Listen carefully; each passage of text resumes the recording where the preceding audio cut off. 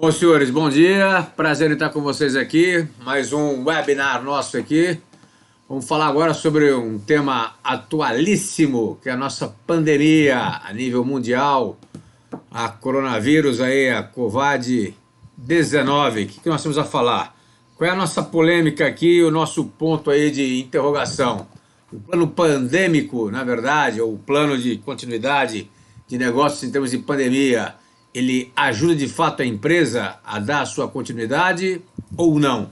Então é isso que a gente vai querer discutir, que é isso que eu quero discutir com vocês, para saber se realmente ajuda, não ajuda, o que dá para fazer, o que não dá para fazer. Vou tentar focar de maneira prática e objetiva.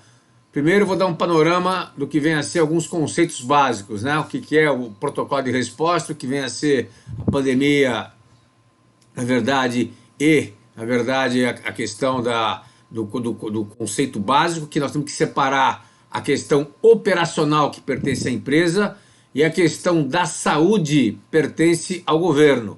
Ou seja, o governo vai dar os parâmetros que as empresas devem seguir segundo o contexto que o país está vivendo. Então isso é importante. Isso independe da empresa. Não tem como escapar.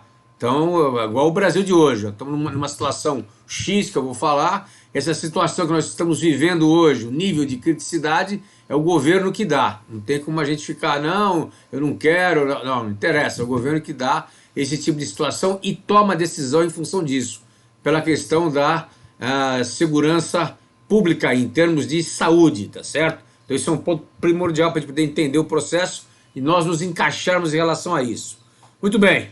Eu vou falar, esse é o currículo meu, não vou perder tempo em estar explicando o meu currículo, depois vocês olham com calma, para poder conversar um pouquinho sobre isso. Bom, vamos direto ao assunto sobre a questão do conceito, né?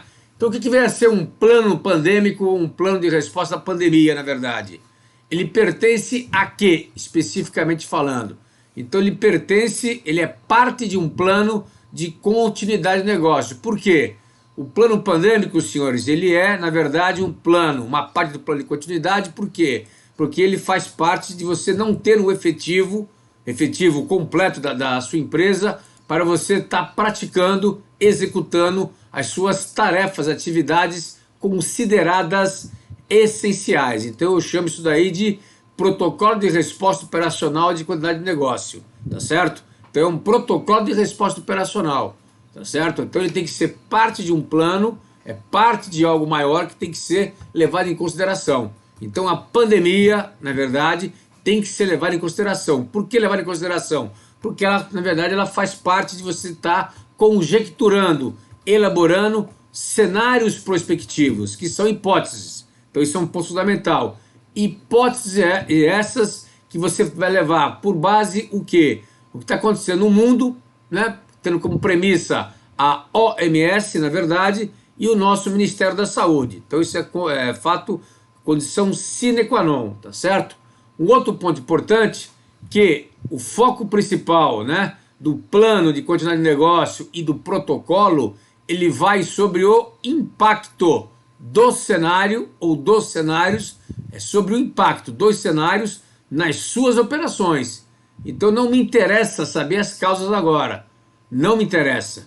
Quer saber o seguinte, eu vou ficar sem efetivo, eu vou ter gente contaminada na minha área, coloco ou não coloco em quarentena, tiro ou não tiro dele, ou parte da equipe de dentro da minha fábrica, dentro da minha edificação.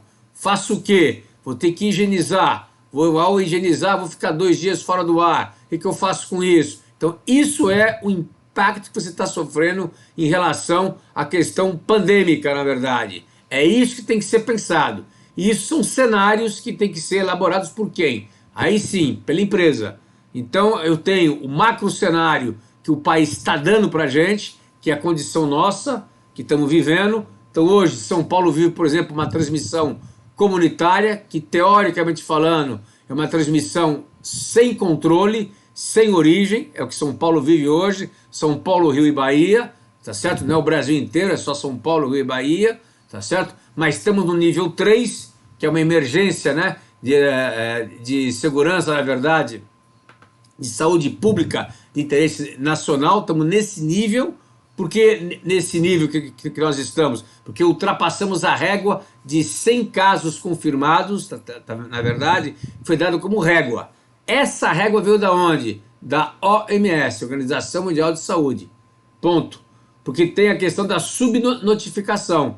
Se você não consegue fazer isso daí, na verdade, para todo mundo que está com sintoma, existe uma regrinha que o pessoal estatístico levanta que você tem 100 casos, na verdade, confirmados, você deve ter pelo menos, multiplicar por 10, na verdade você deve ter 1.000 casos já, pessoal infectado, contaminado, circulando aí, né, no país, tá certo? Então, isso é um ponto fundamental. Então, o primeiro conceito é esse, né? O plano pandêmico é um protocolo específico, prático, objetivo, que você tem que ter com ele na mão, tá certo?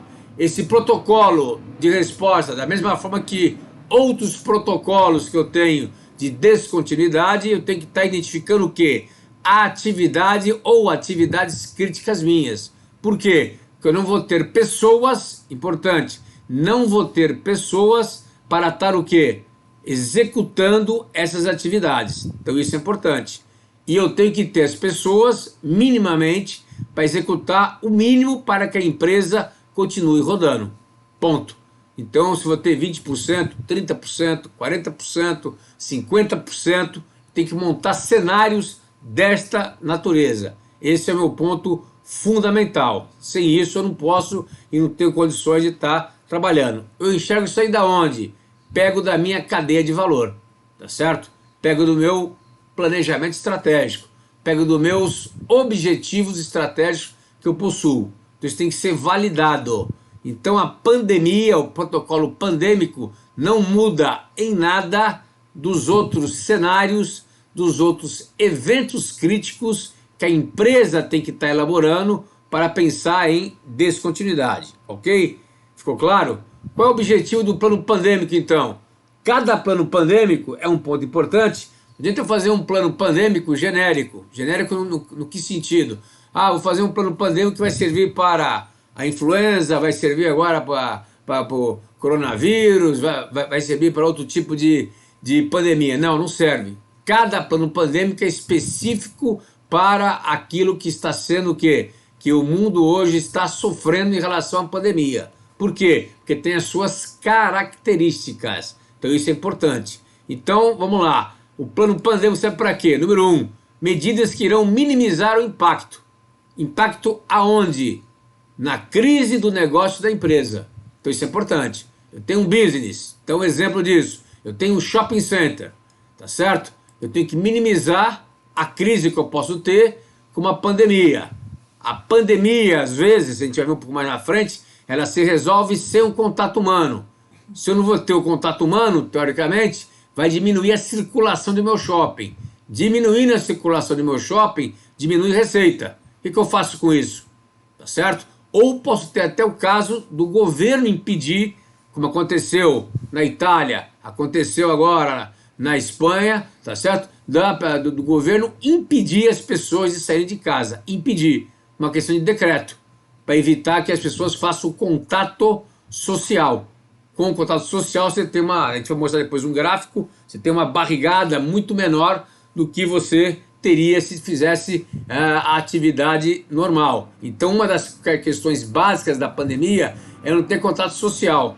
Então na Itália, que foi um fato específico, né, e foi extremamente radical, ele cortou qualquer tipo de atividade no país inteiro. Então isolou o país inteiro. Então eu tenho que minimizar esse impacto, tá certo?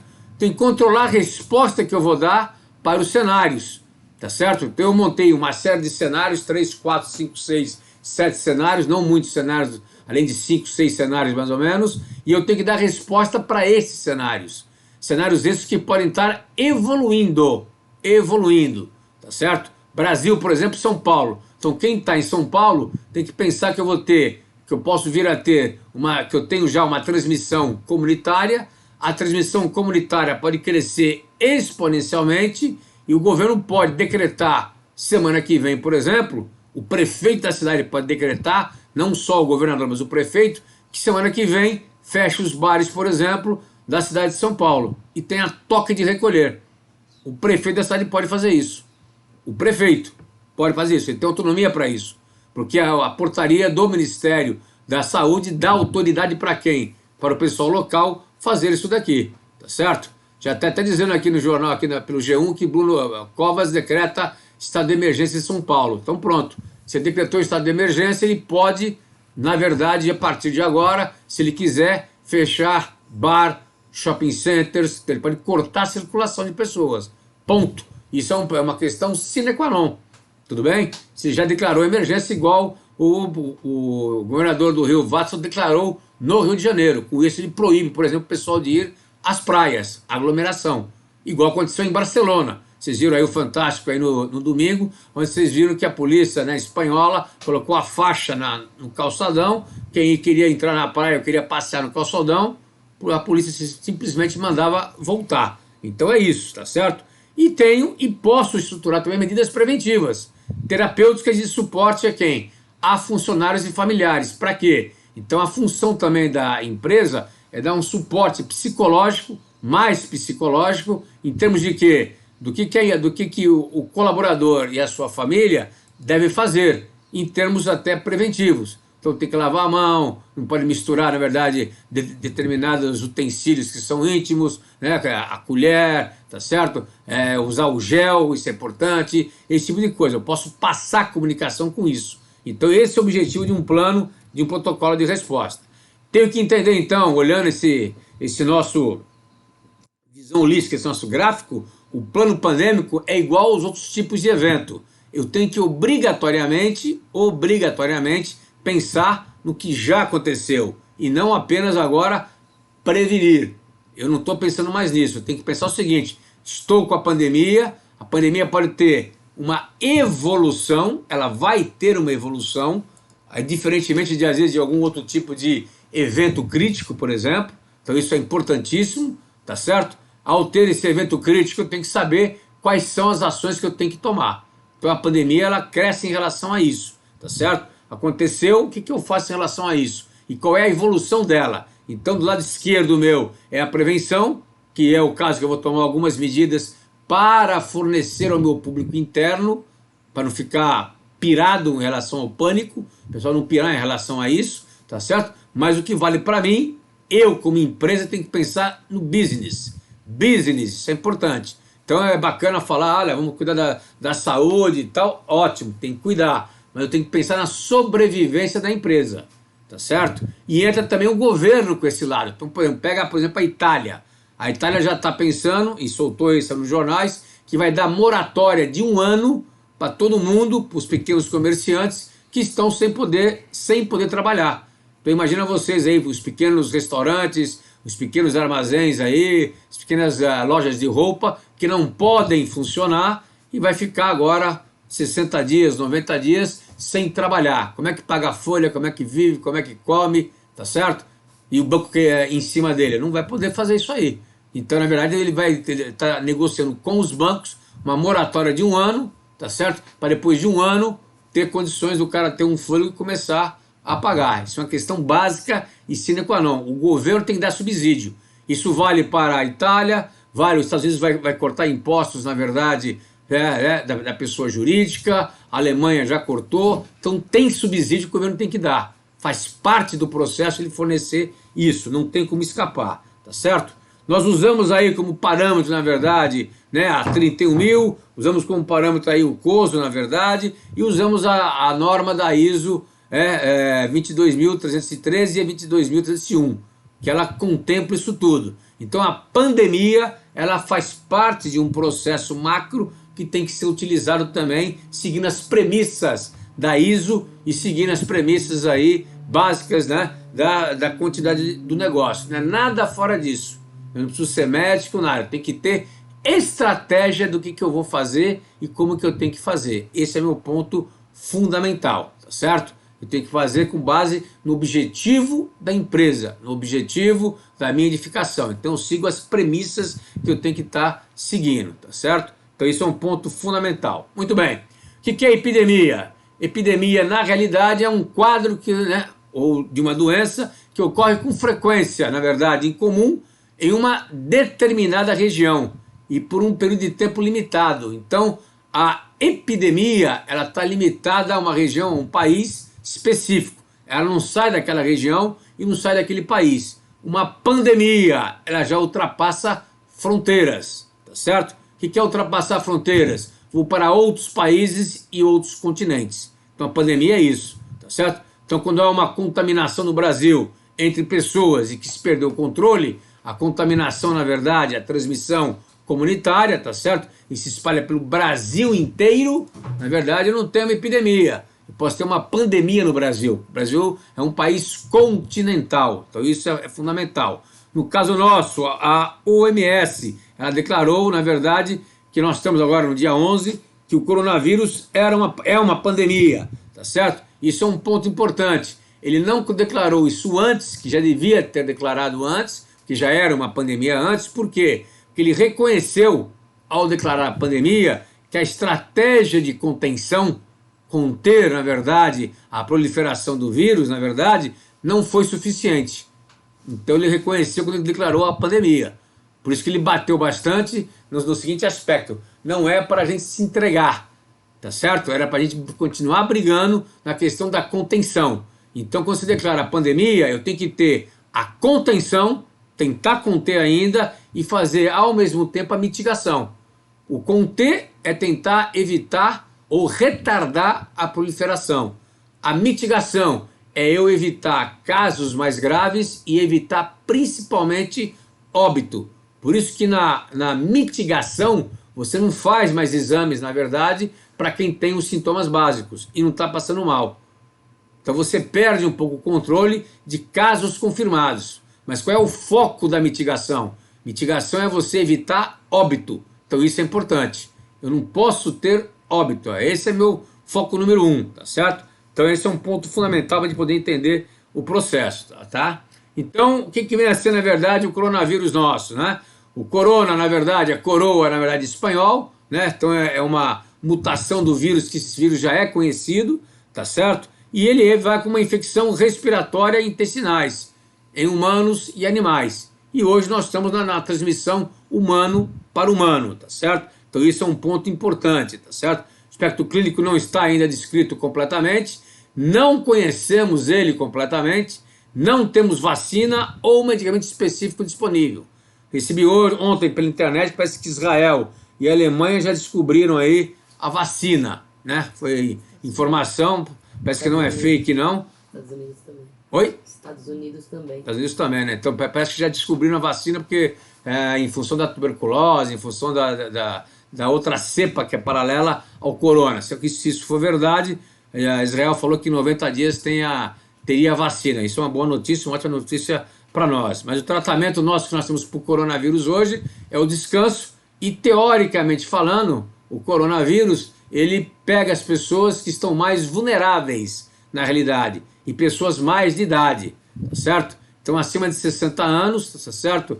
É a pessoa que está com diabetes, problema cardíaco ou câncer, por exemplo, foram os alvos da China. A China foi um aprendizado muito grande, tá certo? Então o alvo principal dos que morreram na China, pessoal de idade acima de 60 anos, todos estavam com problemas, né? Com outros problemas que eram o respiratório, que era o diabetes, o cardíaco, na verdade, e o câncer. 0,9% apenas que eram pessoas completamente, né, saudáveis, entre aspas, eram saudáveis, não eram vulneráveis. Então, pode acontecer, pode acontecer. Morreu um rapaz na Espanha de 21 anos aí, que era o treinador, mas ele estava com leucemia, então tinha um problema gravíssimo, tá certo? Então era vulnerável de fato. Então isso é um ponto fundamental para a gente poder entender o processo, né? As crianças não têm histórico ainda de que a criança saudável tenha morrido disso. São crianças também com problemas que estão sendo, na verdade, afetadas, né? Só que a criança, ela é vetor. Isso é importante, é vetor. Por isso que quando o pessoal aqui do Brasil, inclusive, deu, na verdade, né, o cancelamento das aulas ou a antecipação das férias, eles deram um tempo para que as mães e os pais não deixem com os avós, porque a criança é vetor, tá certo? Põe a mão na boca, põe a mão nos olhos, né? Então criança é criança e é vetor de transmissão. Então tem que ficar ligado com isso daqui, não pode estar descartando com isso. Você tem o diagnóstico clínico, na verdade, o pessoal vai ver pela síndrome gripal, tá certo? Então depende de uma investigação clínica epidemiológica, o exame físico, o médico faz e vai dar o diagnóstico, ou faz o respectivo exame, tá certo? Esse é um ponto fundamental, que é o exame de laboratório. Aí vem um ponto importante, é o kit. É o kit, na verdade, que a OMS distribui e que o kit não tem para todo mundo. Por isso, quando entra numa fase já de transmissão comunitária, você não pode fazer para todo mundo. Por quê? Porque não tem. Ontem, inclusive, o pessoal da Anvisa, ele comentou isso, abertamente no jornal.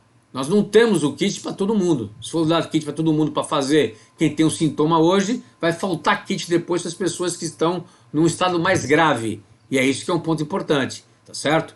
Por isso que em relação ao leito, na verdade, né, e foi uma experiência da China, né, o pessoal tem que estar entubado. Por que entubado? Para evitar a transmissão. Então, casos mais graves tem que estar entubado para evitar a transmissão. Transmissão aonde? No próprio hospital, tá certo? Com o pessoal de saúde, inclusive.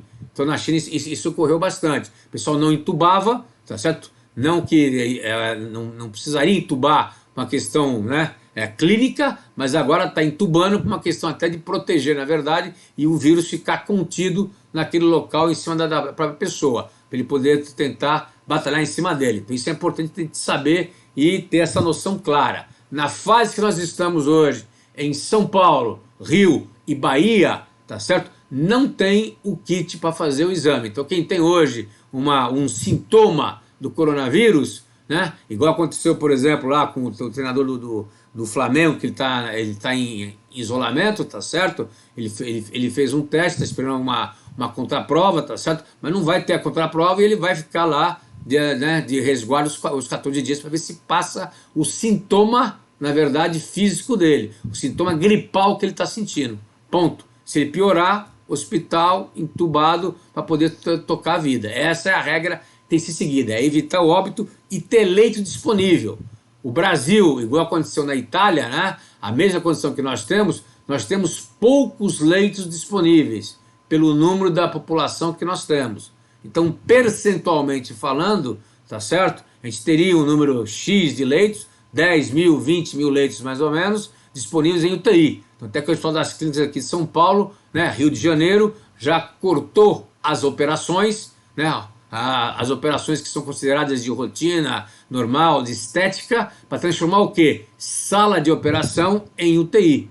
Obrigatoriamente. Por quê? Para poder deixar, tem 10 salas, coloca 2 salas para operações de emergência e o restante passa a ser, transforma em sala de UTI. Obrigatoriamente. Rio de Janeiro já pediu apoio para ter o hospital de campanha. Com quem? Com as Forças Armadas.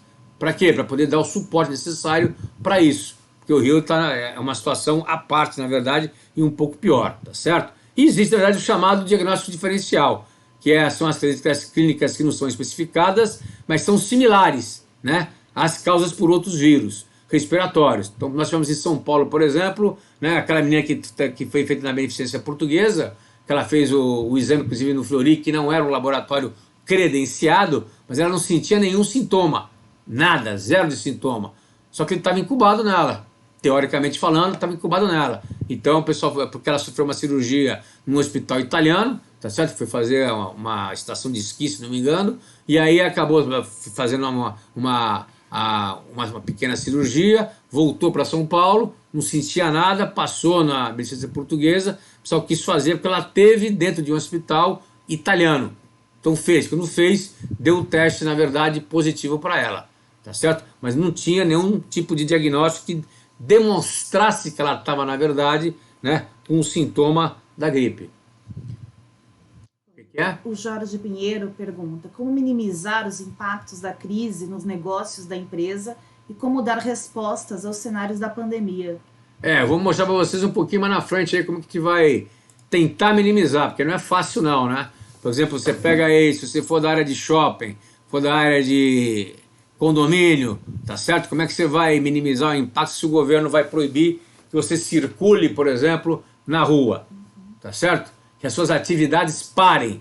Então, se tem uma indústria, a atividade tem que parar. Só vai ficar circulando a atividade essencial. Polícia, médico, né, energia, água, e o resto não pode circular, como está na Itália, por exemplo.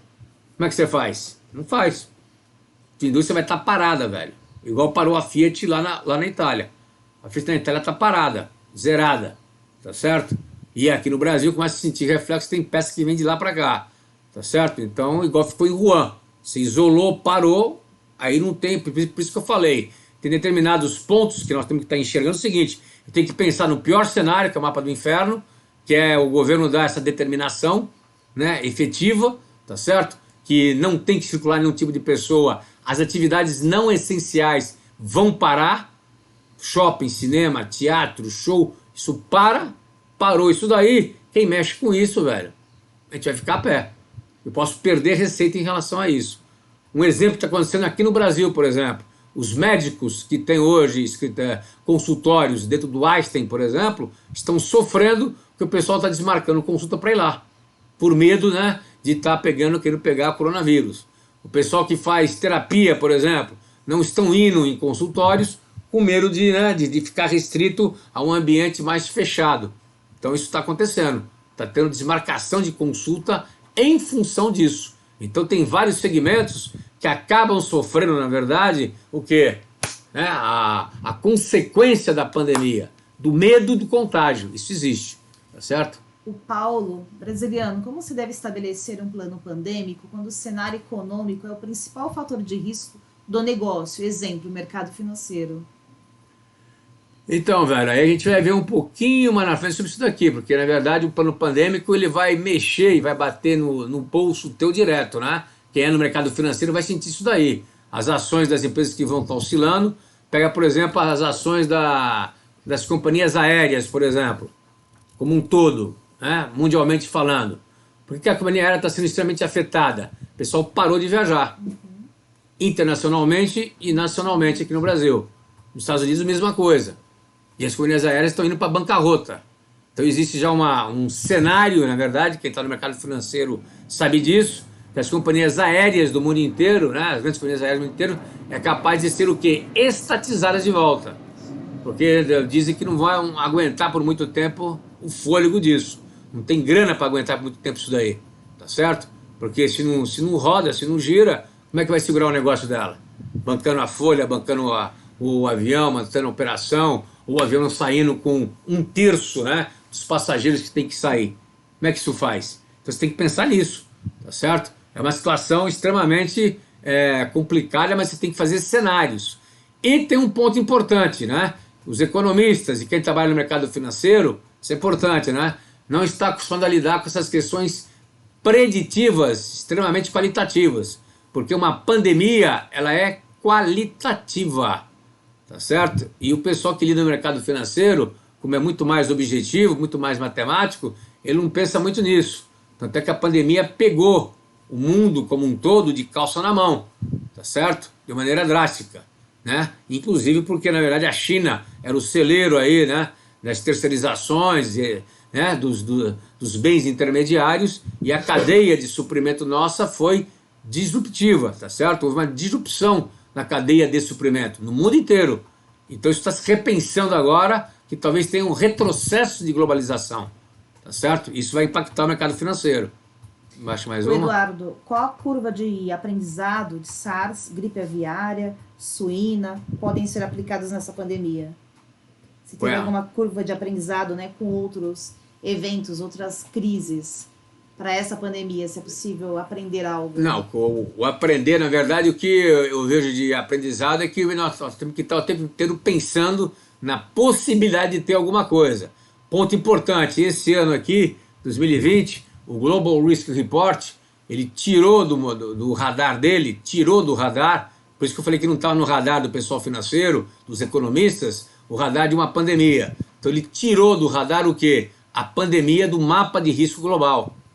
2020, sendo que em 2017 estava, 2016 estava, tá certo? Então ele retirou isso aí uns 2, 3 anos para cá. Como não deixou de ter, acabou tirando. Ao tirar isso daí, você põe de lado, você passa a não pensar. Você passa a não pensar, as empresas passam a trabalhar, na verdade, de uma maneira muito mais objetiva. Por exemplo, como é que as empresas do Brasil e do mundo, né? Não é só o Brasil, mas do mundo, por exemplo, pega uma Apple da vida. Como é que a Apple da vida colocou todos os ovos no mesmo celeiro que é a China para poder produzir o seu iPhone, por exemplo? Peças do iPhone. Isso estrategicamente falando, em termos de risco estratégico, gravíssimo, tá certo? China ficou fora do ar, eu, Apple, fiquei fora do ar. Perdeu milhões aí com as ações porque não conseguiu cumprir a meta do primeiro trimestre, tá certo? E outras várias empresas aí que estão paradas e vão parar porque a peça não vai chegar, tá certo? Se for pensar, é um erro estratégico nosso, é um risco estratégico que ninguém pensou, tá certo? Não é que ninguém pensou na possibilidade de uma China parar, como foi parada a Wuhan, isolada, né? De uma maneira tão drástica daquela maneira, certo? Vamos responder mais uma, logo em seguida o professor vai dar continuidade ao nosso evento. A última pergunta, por enquanto, é o Valsani. Quais seriam os reflexos e principais recomendações para empresas do agronegócio? Ah, isso aí, velho, isso aí, se soubesse me falar também para mim, viu? Isso é complicado. Isso aí, do agronegócio é complicado. Quer dizer, na verdade, o agronegócio tem que trabalhar sempre preventivamente, né? O agronegócio vive, na verdade, da questão do clima, da questão de pandemia, né? É questão de doenças que as plantações podem ter. Então, é um problema que tem que estar o tempo inteiro monitorando, né? Porque as mutações hoje são extremamente grandes, né? Então tem que estar pensando em cenários desse tipo de coisa. A Embrapa, por exemplo, é um celeiro maravilhoso para estar se fazendo conexões e montando parcerias, né? Mas tem que criar cenários desse tipo. Eu acho que o principal ponto nosso aqui, que eu vejo, que eu enxergo, é que as empresas não montam cenários, né? Cenários de disrupção. E aí, quando acontece alguma coisa que não é nem às vezes nem tão grave, certo? A gente é pego de calça na mão. Por exemplo, a Europa, a Itália, a França, a Espanha, por exemplo, eles não acreditaram, a Europa como um todo, né? Não acreditaram que a pandemia ia chegar neles. Não acreditaram. O principal ponto foi esse. Não acreditaram. E com isso não se prepararam.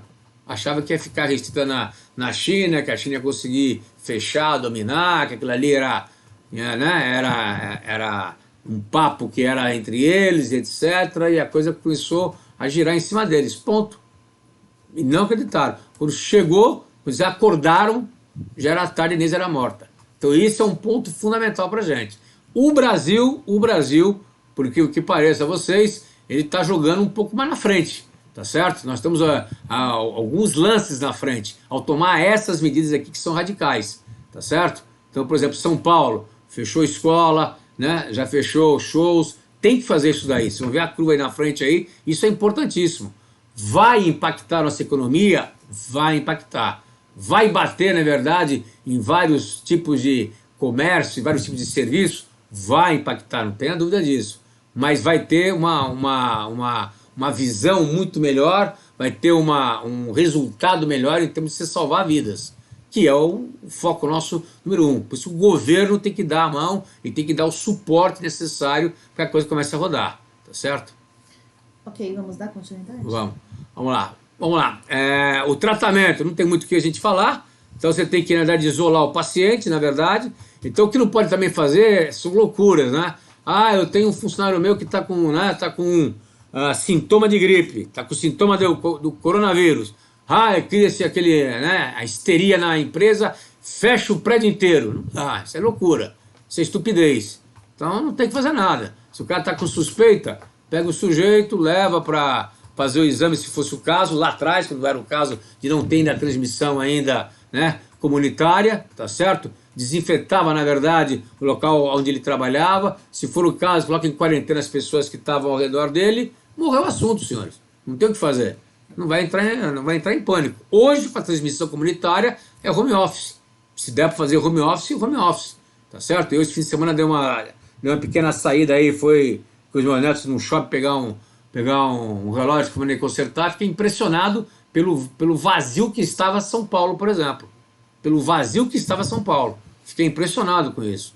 Tá certo? Completamente vazio. O próprio shopping vazio.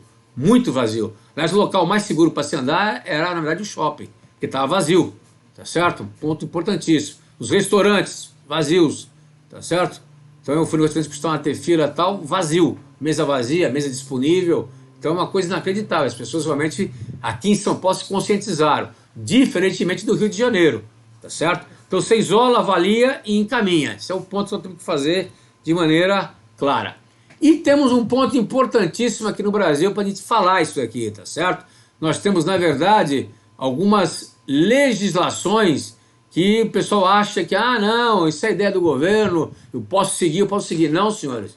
O que tem de legislação e tem decreto, né, hoje, que está dando autoridade para o prefeito, para o governador, tá, e para o Ministério da Saúde, porque a questão você tem que pensar o seguinte, é uma questão de saúde pública. Então é emergência em saúde pública, de interesse nacional. Então não tem conversa. Não precisa nem de mandato de segurança, mandato judicial, nada. Mandou ficar em isolamento, não é que ele está pedindo, ele está determinando. A pessoa tem que ficar em isolamento. Se a pessoa descumprir o isolamento, ele está descumprindo, na verdade, uma ordem que o governo está dando. Então nós estamos vivendo hoje um estado de exceção. Você não tem mais o direito de ir e vir. Se o Estado mandar você ficar na sua casa às 10 da noite, você vai ficar na sua casa às 10 da noite. Se sair, você vai em cana. Acabou, não tem papo.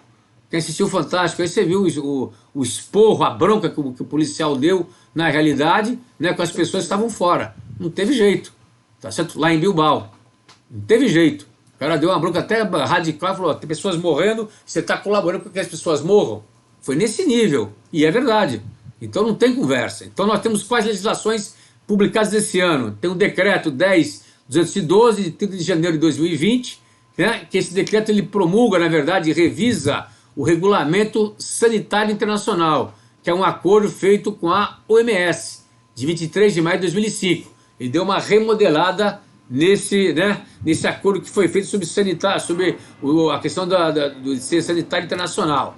Depois saiu em fevereiro, quando nós fomos resgatar lá os brasileiros lá em Wuhan, tá certo? Que é a Lei 13.979, de 6 de fevereiro de 2020. Nessa lei, entre outras coisas, ele põe a determinação que o isolamento é uma prerrogativa das condições de saúde pública. Ou seja, o pessoal que veio de Wuhan, né, os brasileiros que vieram de Wuhan, não só os que estavam lá, mas também a comitiva como um todo, foi obrigada a ficar em quarentena. Obrigada a ficar em quarentena. Tá certo? Não é que, eu vou sair. Não podia sair, gente. Não dava para sair.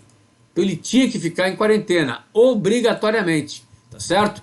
Obrigatoriamente. Quem não ficasse, estava descumprindo uma regra, estava descumprindo uma lei. Então vocês entenderem o processo. E saiu quando, na verdade, a OMS declarou, na verdade, a pandemia, sendo no dia 11 de março, no mesmo dia à noite, tá certo? A regulamentação e a operacionalização da lei, né, sobre a questão de enfrentamento da emergência de saúde pública de interesse nacional, tá certo? Então ele deu uma outra portaria para dar mais força sobre isso, tá certo? Então nós temos 3 legislações deste ano, 2020, que amarra, na verdade, isso foi de propósito, que a condição do Estado, quando eu falo Estado é Estado federal, estadual e municipal, tá certo? De ter o quê? Autoridade de decretar a emergência no local e determinar o que nós podemos fazer e o que nós não podemos fazer. Mas quer dizer então que eu sou obrigado a seguir, se a prefeitura resolver fechar meu comércio, meu segmento de comércio, eu sou obrigado a seguir? Sim, senhor, é obrigado a seguir. Porque isso é interesse de quê? Da segurança, na verdade, em termos de saúde pública. Então está preservando vidas. Então entenderam? Então essas 3 legislações obrigam a isso. Se eu mandar fechar uma fábrica hoje, né, o prefeito, o governador ou o presidente, vai ser fechada. Não tem papo. Se eu quiser requisitar a pessoa física do meu amigo aí, comendador, né, o Lamberto, por exemplo, que ele não é expert no assunto, eu requisito ele e vai trabalhar para o governo. E quem vai pagar ele? A empresa que ele está hoje. Tá certo? Depois o governo entra em acordo com a empresa. Mas ele vai ser requisitado por ele ser uma autoridade e vai trabalhar para o governo para dar o suporte. Se quiser requisitar uma instalação de uma fábrica e transformar aquela instalação num ambulatório emergencial, posso fazer isso. Tá certo? Pega um galpão, posso fazer isso. Isso está na legislação especificada. Então a requisição de bens materiais, de pessoas, tá certo? E de atividades é a critério do governo, dos governos, de novo, governo federal, governo estadual e governo municipal. Tudo bem para vocês? Então isso é importante a gente saber que na fase pandêmica isso pode existir, isso pode acontecer, tá certo? Muito bom, saiu esses dias aí, né, na semana passada, o boletim epidemiológico 05, que é do Centro de Operações de Emergência de Saúde Pública, né, do Covid-19, da Secretaria de Vigilância em Saúde. O que ele fala aí que eu acho interessante bater? Primeiro, ele dá os dois tipos aí de definição da transmissão local e transmissão comunitária. Então ele explica, né, o que é a transmissão local, é certo que ele tem um vínculo, na verdade, epidemiológico a um caso confirmado e identificado, ou seja, ele tem origem. Então eu peguei o vírus lá na Itália, fui fazer uma visita, voltei para o Brasil, estava infectado, estava contaminado, ou ele explodiu quando estava aqui no Brasil, mas tem uma origem que eu falei, ó, vim da Itália. Então isso já está identificado.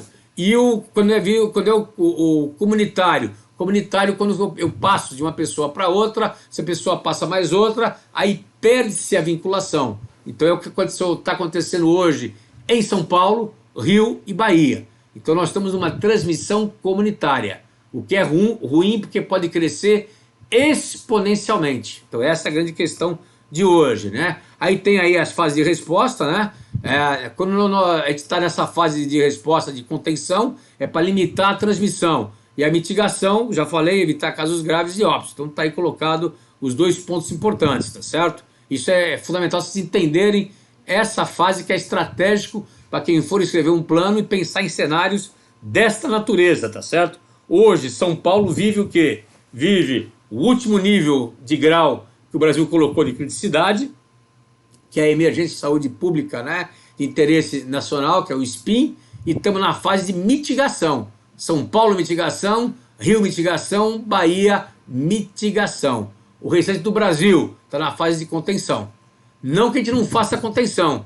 Então a empresa tem que fazer a contenção fazendo o quê? Home office, tá certo? Não tendo um contato, na verdade, humano, tá certo? E aí tem um estudo, eu não vou ler isso daí, obviamente, mas tem um estudo que fala que as medidas não farmacológicas, né, que é a redução de contato, né, social, faz com que haja uma redução da curva. Olha que interessante aqui, depois vocês vão ver no próximo slide aí, que mostra o seguinte: todos os países, sejam eles quais forem, ricos ou pobres, eles têm aqui uma capacidade do sistema de saúde. Então o pico, né, da nossa capacidade do sistema de saúde, ele teria que bater, na verdade, no teto da curva. Se a curva tiver aquela, né, o ápice dela for muito acima da capacidade do sistema de saúde, eu entro em falência. Então isso é um ponto fundamental para mim. Se eu fizer a questão da redução do contato social, ou seja, ter isolamentos de área, de cidades, por exemplo, como aconteceu na Itália ou do país como um todo, aqui na América do Sul, Peru, na verdade, Chile, Colômbia e Argentina fecharam fronteira. E o Paraguai fecharam fronteira.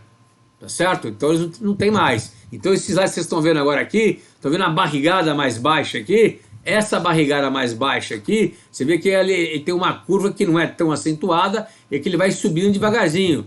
Então você evita um crescimento exponencial, diferentemente da curva da esquerda, que você cresce exponencialmente para depois ela cair. Então isso aqui foi o que aconteceu, por exemplo, na Itália e aconteceu, por exemplo, na Espanha. Tá certo? Então isso é um ponto importante. Tá certo?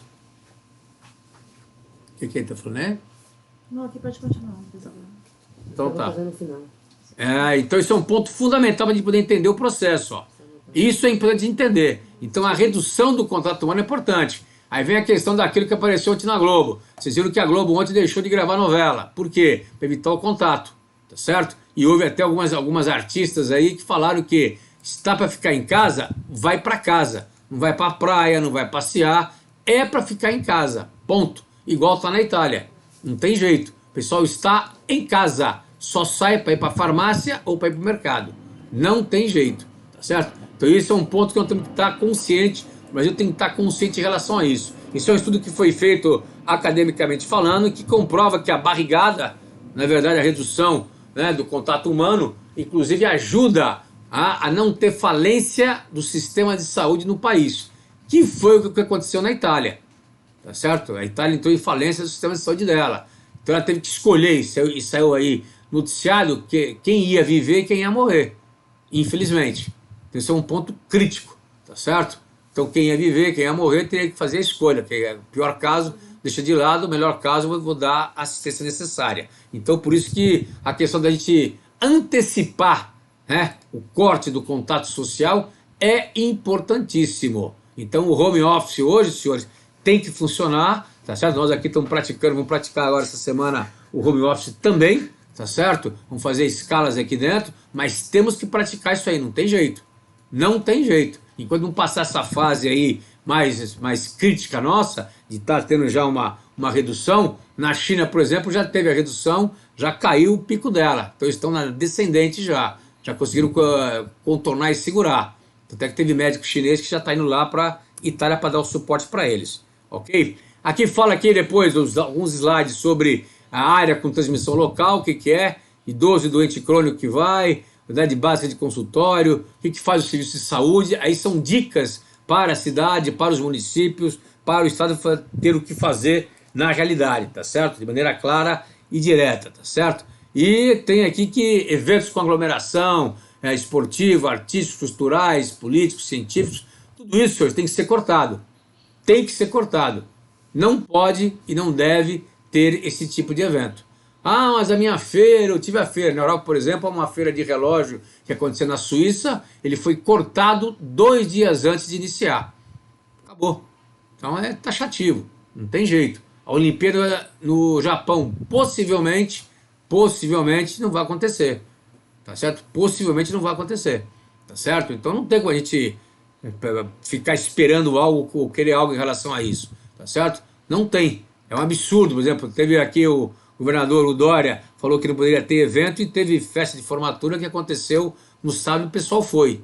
Então, infelizmente, são algumas desobediências civis que o pessoal comete que é uma estupidez, né? Uma ignorância, na verdade, do meu ponto de vista, né?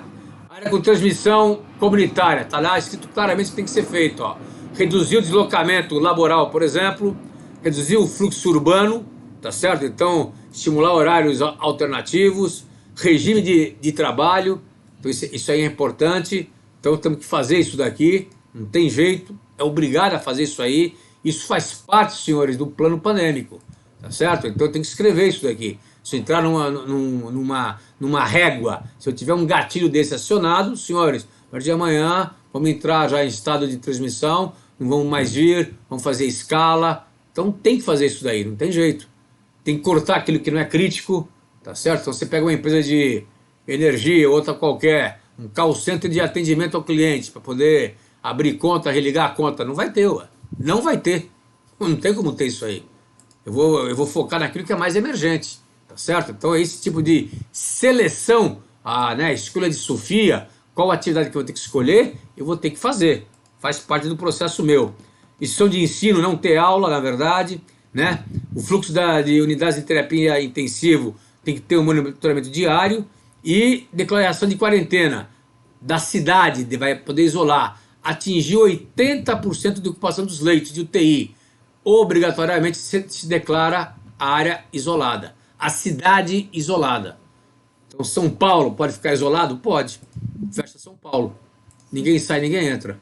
Fecha as principais vias. Põe o cerco, põe a tropa, põe o exército, põe a PM, põe quem quiser lá, ninguém sai e ninguém entra. Acabou. Fecha o fluxo. Pode fazer? Pode fazer. Tá certo? Por quê? Você está em quarentena, a cidade todinha está isolada. Tá certo? Como foi feito na Itália. Ok? Qual é o impacto que nós temos sobre isso, então? O impacto que ele falou lá atrás do mercado financeiro, né? Então nós temos hoje, nós tivemos 2 crises hoje, né? Vive a crise do coronavírus e a crise do petróleo também. Para querer ajudar a colocar mais uma pimentinha no nosso angu aí, teve a crise do petróleo, com a Arábia brigando, na verdade, a OPEP brigando com a Rússia, tá certo? Então a economia virou um lugar de incerteza muito grande. E o mundo está fragilizado, né? Então isso é um ponto fundamental. Eu tenho um crescimento global pífio, pequeno, eu tenho alto endividamento público, eu tenho uma condição financeira extremamente apertada, tá certo? Eu tenho entraves comerciais ainda, grandes, a briga entre Estados Unidos e China é um deles, é pela tecnologia, obviamente, e tem agitações sociais ainda em inúmeros países, principalmente aqui na América Latina. Mas em outros inúmeros países eu tenho agitações sociais grandes. Então o mundo hoje está convivendo com esse tipo de situação, com esse tipo de contexto, tá certo? Então esse é um ponto fundamental. As projeções de crescimento com a pandemia. A China vai cair 0,9, quase 1%. Então estava previsto crescer esse ano 5,9%, que já era ruim para ela, vai crescer 5%. O americano ia crescer 2,1%, vai crescer 1,3%. E o mundo, mundialmente falando, o mundo ia crescer 3,2%, vai crescer 2%. 2% é recessão mundial, porque a régua da recessão mundial é 2,5%. Então nós estaremos em recessão mundial, teoricamente falando, se derem certas projeções aí do mercado financeiro dos economistas, então o mundo vai ter uma recessão mundial, tá certo? Uma retração em todos os sentidos. Então, o que a gente pensava que ia bem esse ano aqui, infelizmente, a gente vai dar aí uma outra barrigada de novo, vamos ter que vamos se reinventar mais uma vez, tá certo?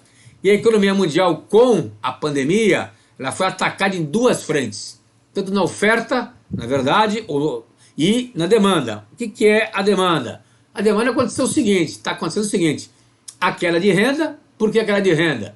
Por causa do consumidor. O consumidor não está consumindo. Por quê? Porque ele está em casa. Está em casa por quê? Porque houve a determinação, tem o medo do contágio, viaja menos, sai menos, gasta menos, tá certo? E tem um ciclo impactado de toda a cadeia. Então você pega aí a companhia aérea, né? A companhia aérea, o pessoal ia fazer o turismo, não faz o turismo, não pega hotel, não pegando hotel, não pega companhia aérea, não consome em restaurante, não consome em loja. Todo esse ciclo aí ficou parado, está parado, tá certo? Então pela pandemia você vê que esse ciclo todo está parado. Se eu não vendo, eu não compro. Se eu não compro, eu não produzo. E aí vai pegando tudo. Então a questão da demanda, né, foi uma queda muito grande, que tem como resultado o quê? Diminui o meu volume de negócio e naturalmente cria desemprego. Então tem uma tendência de criar um desemprego maior, tá certo? E a oferta? Eu tenho uma disrupção na cadeia de suprimento, porque grande parte das indústrias, tá certo, possuem bens intermediários, eletrônico, qualquer outro tipo de bens aí, eletrônico, elétrico, né, na China. Então colocaram todos os ovos na mesma cesta, não tem jeito. Então os bens intermediários estão hoje concentrados na China, e isso houve uma disrupção. E isso tem como consequência o quê? Aumento do custo comercial e, aí isso é o COC, não, é choque, desculpe, choque negativo de produtividade. Não tem como a gente poder escapar. Então teve choque negativo de produtividade. Então, gente, não tem como a gente poder fugir. Então a pancada vai ser grande, tá certo?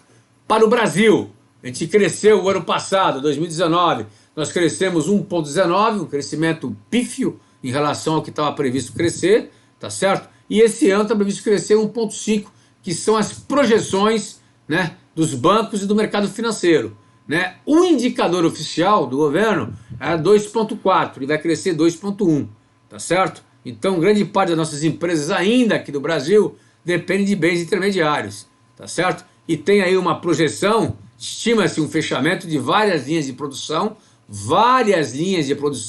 vão ser fechadas, estão sendo fechadas por falta de quê? Dos insumos, tá certo? E esse trimestre aqui, uma queda de 31% da produção em função desses fechamentos, dessas paradas que nós tivemos. Tivemos aqui Samsung, tivemos aí LG lá em Taubaté, que teve aí 1 mês e meio de férias coletivas, aí vai, tá certo? Por quê? Porque faltou na verdade, bens intermediários, tá certo? Hoje, no Brasil, nós temos casos confirmados oficialmente, 234, ontem saiu lá no Jornal da Noite, mais 59 casos, tivemos então 293, que hoje à tarde deve ser confirmado pelo Ministério da Saúde, que ele faz a atualização toda a tarde, tá certo? E São Paulo temos 152 casos confirmados. Isso multiplica por 10, tá, gente? Não esquece disso. Então nós vamos ter aí 2.400 pessoas ou 3.000 pessoas hoje contaminadas a nível Brasil. Porque essas aqui são as pessoas que fizeram o exame e que foram, se tem um sintoma e que foram fazer o exame. Então fora aqueles que não fizeram o exame. E essa é a questão básica hoje. Então esse é o quadro do Brasil que nós estamos vivenciando, tá certo? Esse é um ponto primordial, tá certo? Ok? Muito bem, o que o risco pandêmico traz para nós aqui? Eu coloco aqui 7 riscos aí que os estudiosos falam. Primeiro, o risco macrão, risco de interrupção da cadeia de suprimento.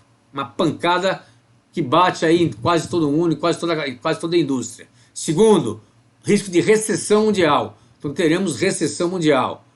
3, risco político. Então a extrema-direita está aproveitando e está se aproveitando dessa oportunidade para colocar a culpa em quem da pandemia?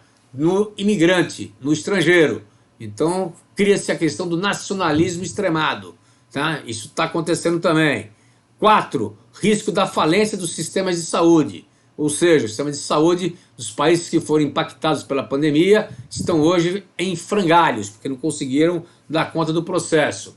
Em função disso, das respostas que o governo deu, criou-se o risco social, que é a instabilidade, em função das respostas que não foram adequadas. Muita gente ficou de fora, né, do suporte que deveria ser dado, tá certo?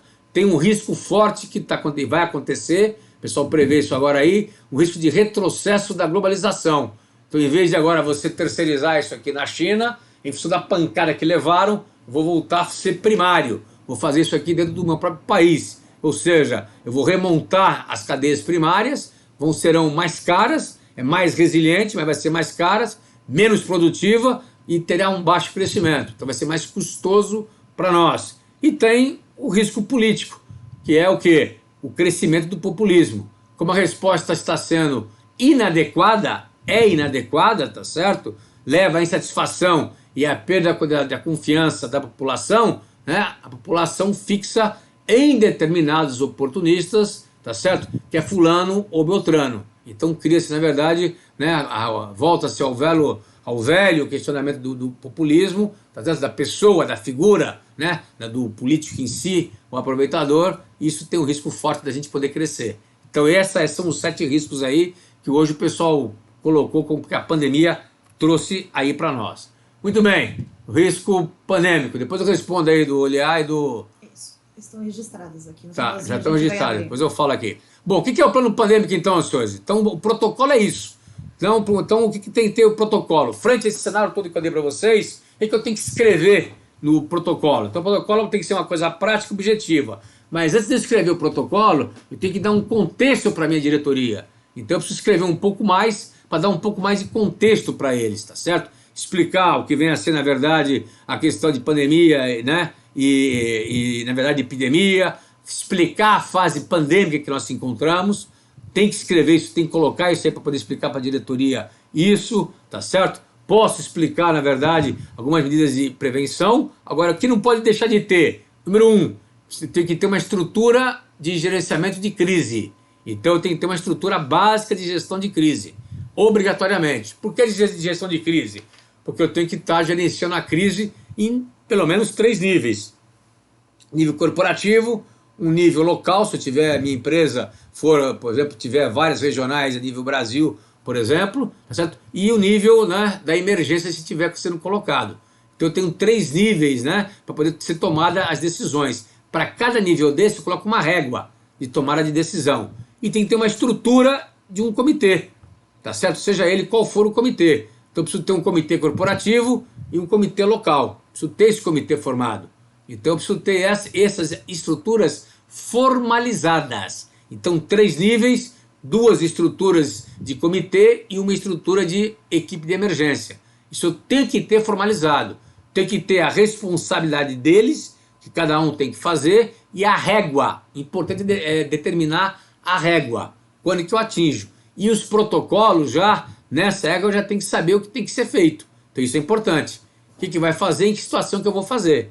A nível estratégico. Então nesse nível aqui, eu estou dando o quê? Eu vou dar o cenário e dou a estratégia, que são as diretrizes, tá certo? E eu preciso ter um fluxo. Quando que eu aciono isso daqui? Então eu vou acionar isso aqui através de um fluxo que eu tenho que montar. Um fluxo de comunicação. Quem aciona, de que forma aciona. Então eu preciso desenhar um fluxozinho. Vai para uma central de segurança, vai para uma central de comunicação. Quem que aciona isso? Então eu preciso ter isso aqui claramente colocado. tá certo? Isso é importante. Isso aqui, senhores, é um plano, não é o protocolo em si, isso aqui é um plano que eu estou desenhando, vou apresentar para a diretoria para ele aprovar isso daqui. Vou pegar, na verdade, o que deles? Vou pegar, na verdade, deles o que? A aprovação disso daqui. E vou discutir com eles isso. Então eu não preciso ter um comitê específico pandêmico, não. Eu vou ter o meu comitê de gestão de crise normal, que esse comitê serve para outros tipos de eventos que eu vou ter. Tudo bem? Então isso é importante, vale para tudo. Né? E o fluxo meu de comunicação. Preciso desenhar obrigatoriamente os cenários de descontinuidade pandêmico. Aí é pandêmico. Então eu tenho que colocar e escrever quais são os tipos de cenários que eu tenho que ter desenhado para a minha empresa, para o meu negócio. E isso é evolutivo. Por exemplo, hoje, São Paulo, eu tenho que colocar lá, que eu estou numa transmissão local e que um dos cenários que pode vir a acontecer é eu ter a minha atividade paralisada. 100%, 50%, 80%, tá certo? Por falta de efetivo ou por determinação governamental. Eu preciso ter isso aí escrito. São cenários de descontinuidade. Para vocês terem uma ideia, né? Eu coloquei aqui para vocês, na verdade, 6 cenários que eu desenhei aqui em termos macro aqui para nós. Então, quais são os cenários que eu coloquei aqui, então? Eu coloquei aqui, ó, o primeiro cenário, pandemia no Brasil inteiro. Né? Pandemia no Brasil inteiro eu coloquei possibilidade muito baixa e impacto massivo. Tá certo? Óbvio. O Brasil inteiro, se pegar a pandemia inteira no Brasil, a chance é muito baixa. Por quê? Porque o Brasil é um país continental. E tem regiões no Brasil que são extremamente quentes, teoricamente o vírus não pega, né? Você vai para o Maranhão, você vai para o Pará, por exemplo, não tem caso confirmado ainda, tá certo? Então isso é um ponto importante, ok? Você não possui o efetivo mínimo, tá? Não acredito que a gente vá ser totalmente contaminado nisso, não acredito.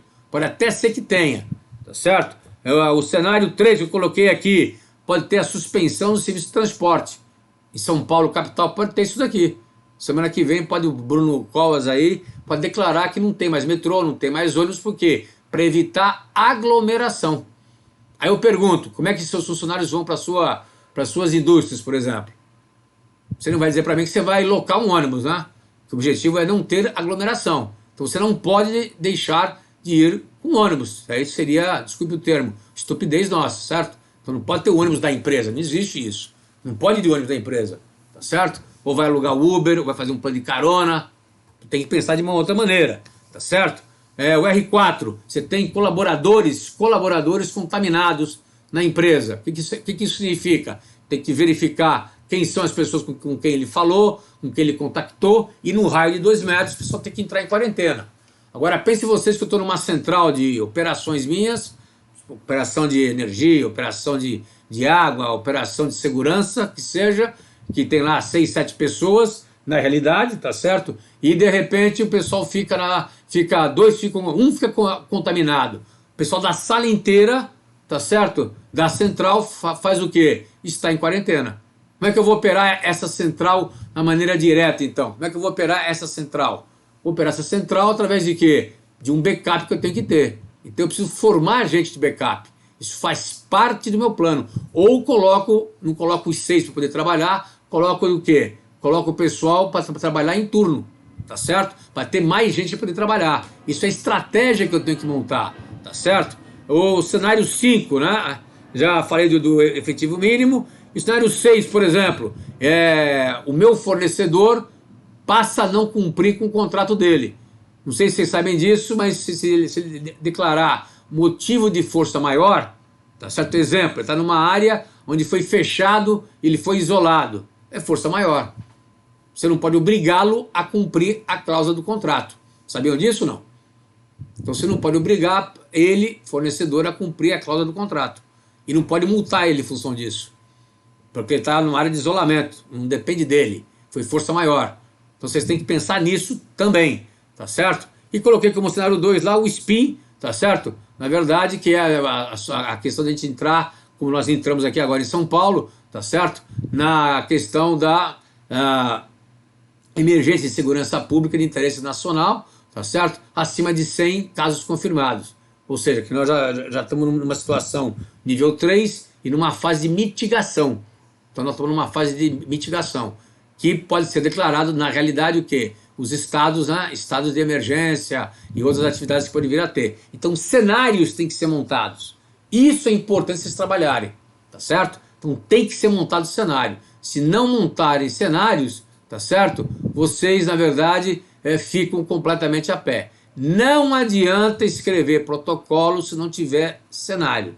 O protocolo tem que ser em cima de cenários. Não tem jeito, tá certo? E em cima de cenários, eu tenho que montar estratégia. O que é a estratégia? É a diretriz, importante agora, de quem? Do comitê e da diretoria. Então, se eu tenho aquele cenário sobre, na verdade, não ter transporte público, vou fazer o quê? Nós vamos dar dinheiro para todo mundo vir de Uber. Ou vai fazer um transporte de Uber solidário com 3 pessoas no carro no máximo. Isso é uma diretriz. Isso é uma diretriz a ser feita. Tudo bem? Se não acontecer isso aí, não ficamos a pé. Para isso, eu tenho que saber o que, então? Eu tenho que saber quais são as minhas áreas críticas ou processos críticos da minha operação. Processo ou área crítica. Tenho que saber quais são as funções críticas. Por que funções críticas? Quem executa aquelas atividades críticas. Por quê?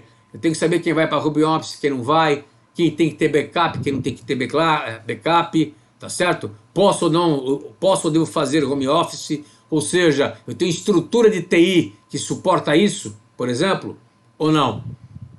Vou me preparar para isso ou não? Tá certo? Quais são os meus fornecedores críticos que eu dependo de insumo? Ele está preparado para isso? Eu posso checar? Eu vou perguntar para ele se está preparado?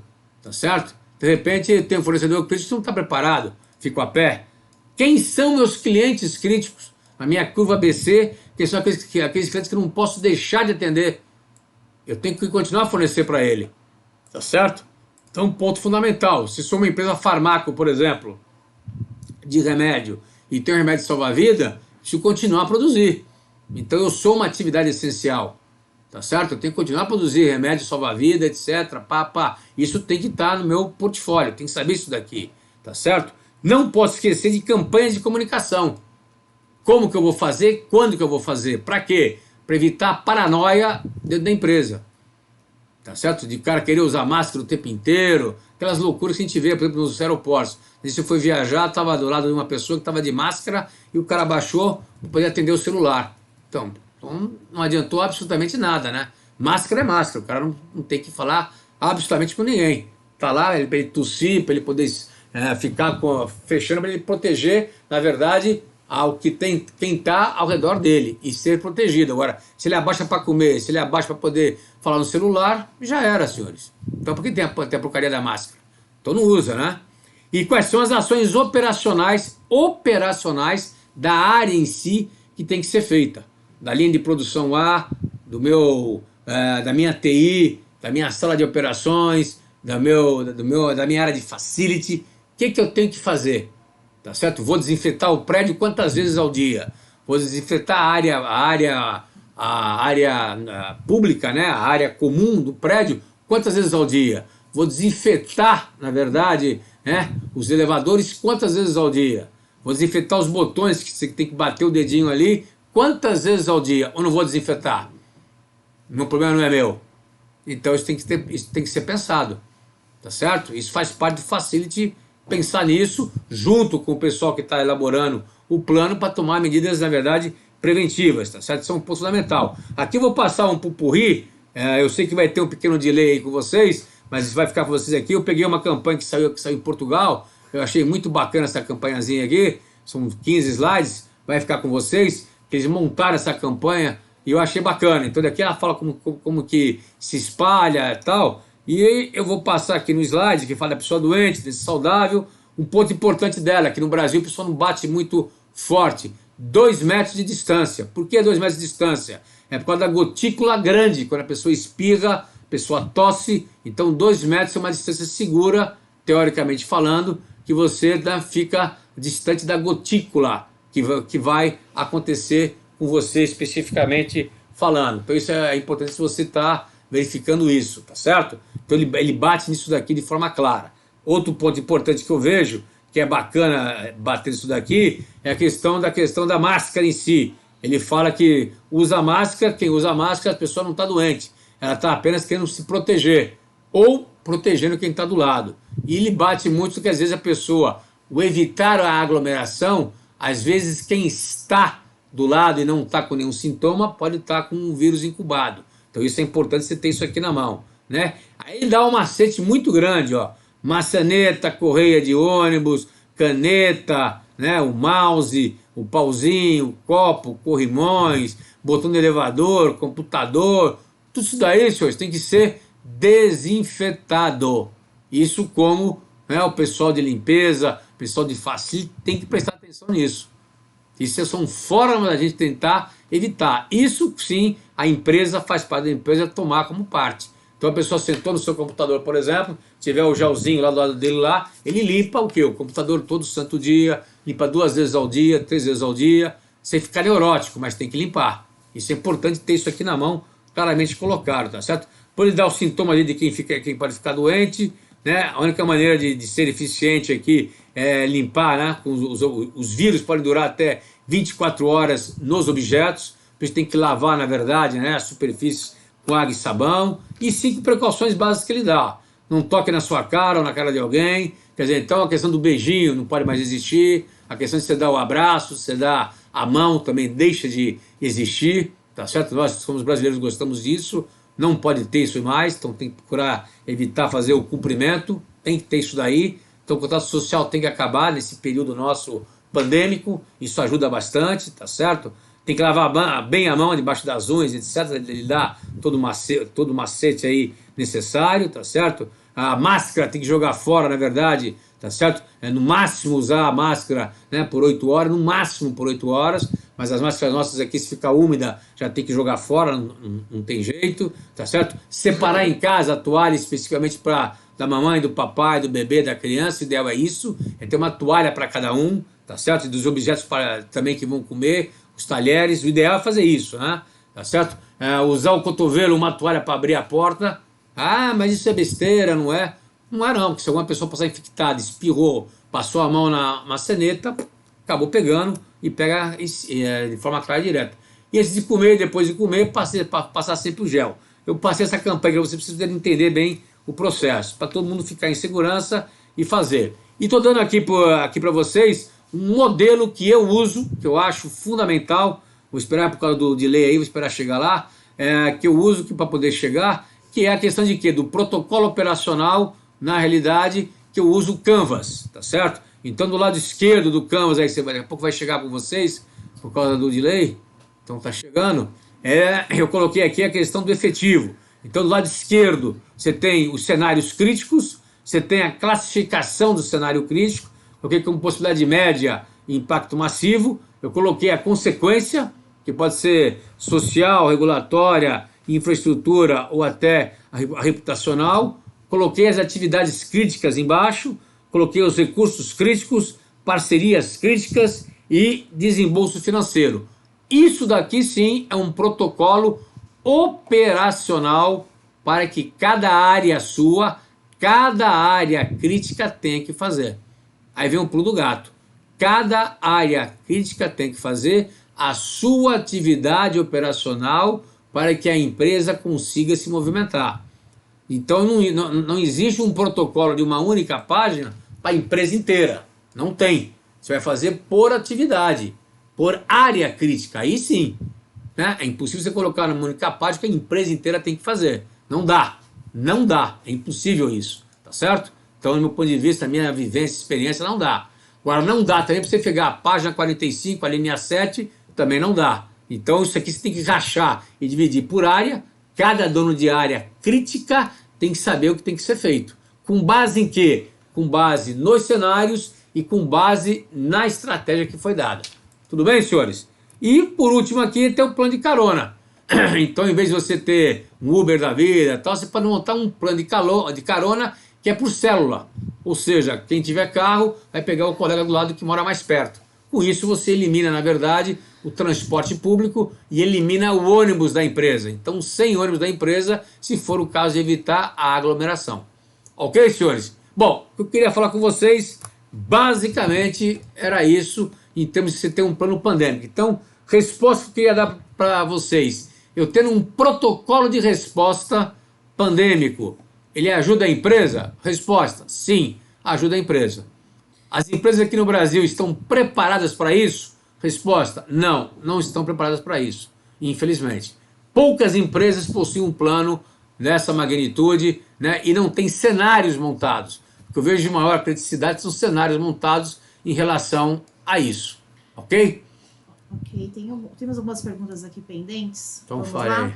De forma geral, só para recapitular, boa parte do pessoal ressaltou aí o fechamento das aulas. Aqui em São Paulo isso também aconteceu. O Humberto comentou a questão do decreto ali em Fortaleza, que as atividades também estão suspensas. Tá. Em relação a perguntas, o Valsani colocou aqui, no que se refere às commodities agrícolas em geral, commodities agrícolas em geral, considerando que a China é um grande importador das mesmas e o PIB do agronegócio representa uma fatia importante do PIB nacional, e diante também dessa turbulência das bolsas e reflexo nas taxas de juros mundiais, qual seria o impacto para o produtor em termos de renda e continuidade dessa expansão e recordes dos produtos agrícolas em nível mundial? Então, Valsânia, isso vai sofrer uma pancada na realidade, né? O commodity nosso, na verdade, aí a China já passa a importar menos da gente, né? Pra você ter uma ideia, o Porto de Santos nessa fase pandêmica aqui, pra você ter uma noção clara, o Porto de Santos já recebeu 35% a menos de navios da China nessa época aqui agora, em relação ao ano passado. Nessa época aqui. Então, os navios, inclusive, saíram da China, que demoravam 45 dias para fazer aquela troca de mercadoria que trocava muito. O Brasil é um principal parceiro da China com isso, né? Eles são de lá vazios, na verdade, porque houve a paralisação dos portos chineses também, tá certo? Então, o chinês, teoricamente falando, vai consumir menos grão. Isso é a previsão que o pessoal fala, pelo menos. Eu não sou expert no assunto, estou falando do que eu li aí em revistas de negócio. Então, vai sofrer um impacto relativamente grande aí, infelizmente, o nosso agronegócio, entendeu?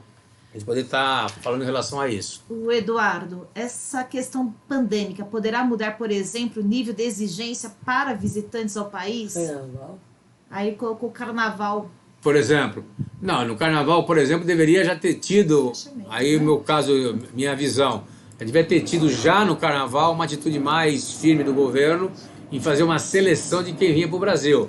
Uma seleção de igual você vai para Tailândia, você vai para Hong Kong, você desce do aeroporto, você já passa por uma câmara térmica para saber se está com a temperatura alta, se não está. Se tivesse, já teria que ir fazer uma visita, fazer uma entrevista. Então, aqui no Brasil deveria ter feito esse tipo de coisa.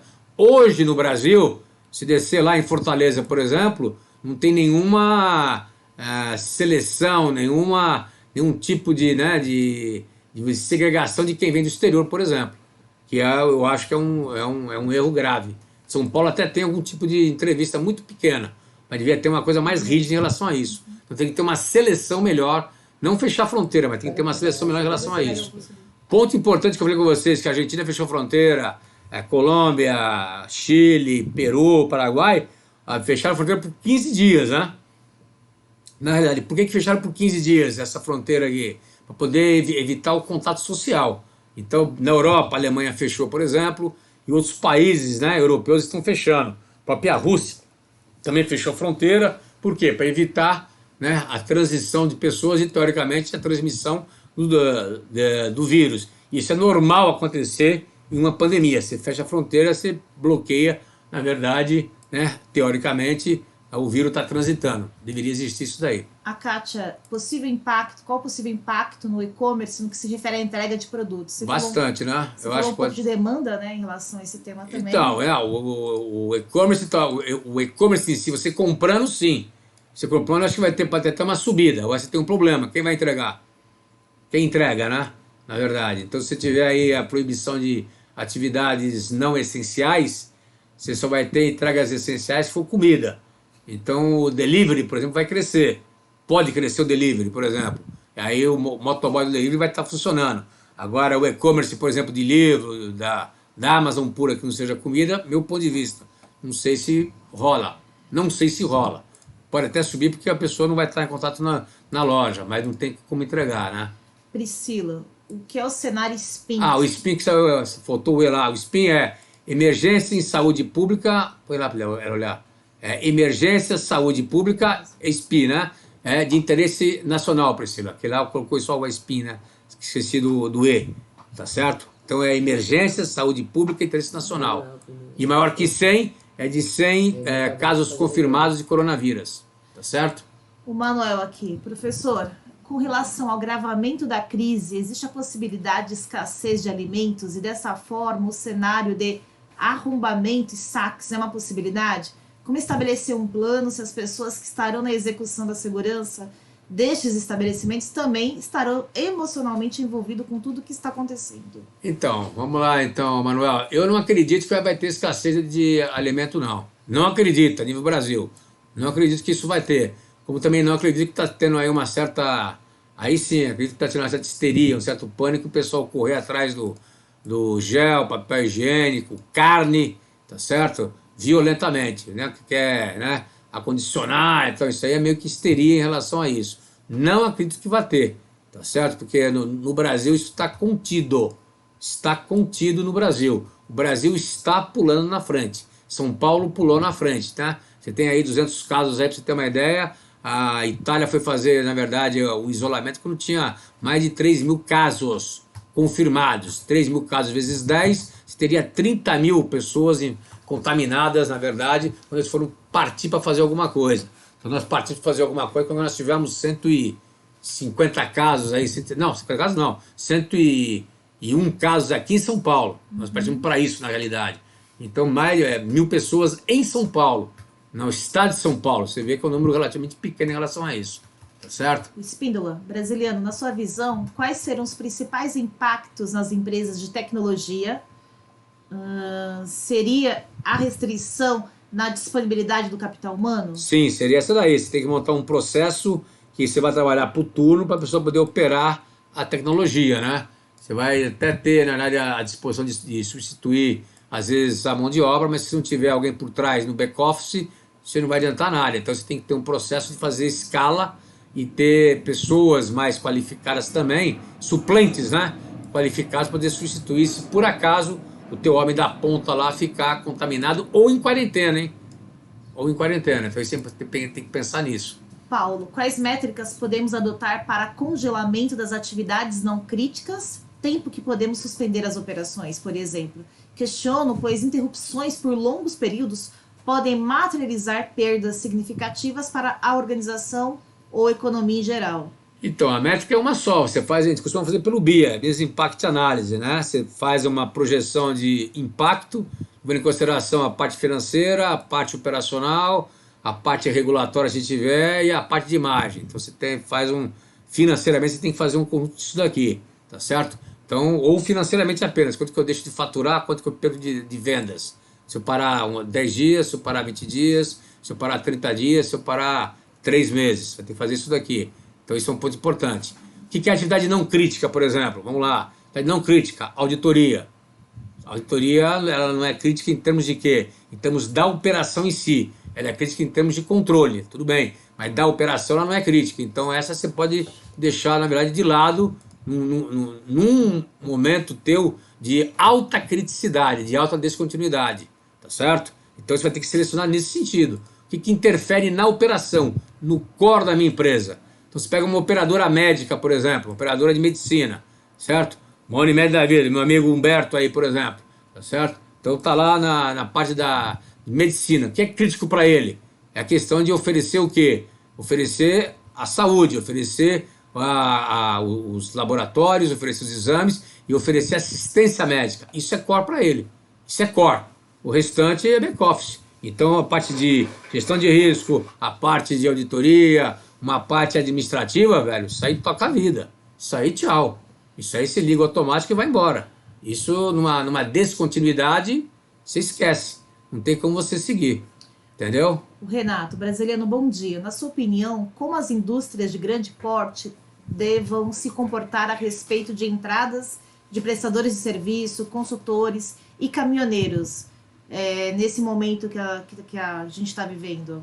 Não, eu acho que tem que ser... Você pode colocar uma regrinha, né? Você pode fazer uma entrevista com eles só, prestadores de serviço Em consultores é mais fácil. Agora, caminhoneiro, que você tem que carregar a sua carga, você pode fazer uma entrevista para saber se ele teve em área crítica, não teve em área crítica, ou fazer aquilo que eu falei, põe uma câmera térmica na porta ou coloca um termômetro térmico, na verdade, para poder estar verificando. Né? Eu tenho um cliente, por exemplo, na área de logística, que ele está colocando na área de CD dele, para o pessoal dele, o quê? O pessoal poder entrar para trabalhar, tira a temperatura antes. Tá certo? Então, quem tiver com febre, passa por uma entrevista com um médico, por exemplo. Mas você pode colocar como regra isso daqui. Nós tivemos outro cliente, por exemplo, uma indústria que produz equipamentos, na verdade, de varejo, que ele proibiu, a presidente proibiu a visita de consultor, proibiu a visita de fornecedor e etc. durante esse período de pico. Proibiu na área administrativa, para não ter contato. Então, isso pode ser feito. Então, depende da sua política. Mas a política básica é fazer uma pequena entrevista. Então, por exemplo, vai receber um consultor. Você teve uma atitude por 14 dias. Ah, eu tive na Tailândia. Porra, bicho. Então, tchau, obrigado, nem entra. Vai embora. Simone, que métricas podemos utilizar para áreas críticas como call center e produção que não tem como fazer home office? Então, o call center teu você tem que dividir. O ideal é de você dividir, rachar em 2 ou 3 lugares. Ah, não tem como rachar em 2 ou 3 lugares. Então, o ideal para você vai ter que diminuir o volume de ligação ou locar outro local. Aliás, como estratégia de vocês que tem call center, é não ter um único call center num único local. Isso é estratégico para vocês. Você está colocando todos os ovos numa única cesta. O mínimo que você tem que ter é 2 locais de call center, tá? Por que isso daí? Porque para você ter numa situação dessa, de descontinuidade, você tem 2 locais para poder trabalhar. Então, por exemplo, num local desse, não pode ter aglomeração de pessoas, tá certo? Se tiver que descontinuar, por exemplo, tirar o teu efetivo 50%, você tira 50% de cada call center, você não fica a pé. Você vai tirar só 50% do total. Mas se tirar 50% do teu efetivo como um todo, você fica completamente a pé. Entendeu? Flávio Schmidt, as áreas médicas deveriam fazer exames e testes nos funcionários antes de liberar para isolamento, home office? E como já cuidar dos suspeitos? Abraços, meu amigo brasileiro. Não, para isolamento, ele pode fazer exame clínico apenas, né? O kit não tem como fazer, Schmidt. O clínico, o kit, né, que tem que fazer, aquele de laboratório, não tem como fazer porque São Paulo não tem, Rio não tem e Bahia não tem. Então isso não vai fazer mais. Só para quem está, na realidade, em São Paulo você não faz mais, é só quem está no caso grave. Fora de São Paulo, só quem tem sintoma. Então você pode fazer um exame, na verdade, clínico apenas dele. Isso é um ponto fundamental, tá certo? E o suspeito, se ele tiver o sintoma, se for em São Paulo, você manda para o isolamento, 14 dias e um abraço. E vai monitorar se o cara continua vivo ou não. Essa é a resposta oficial que eu estou te dando. Porque não vai nem para o posto de saúde e não vai nem para o hospital. É proibido ir para o hospital. Inclusive, nessa época aqui, nós estamos com transmissão comunitária, tá? Você vai ficar em auto-isolamento direto. Quem tiver com sintoma, não tem jeito. Por quê? O foco é preservar vidas e evitar óbito. Então esse é o ponto principal.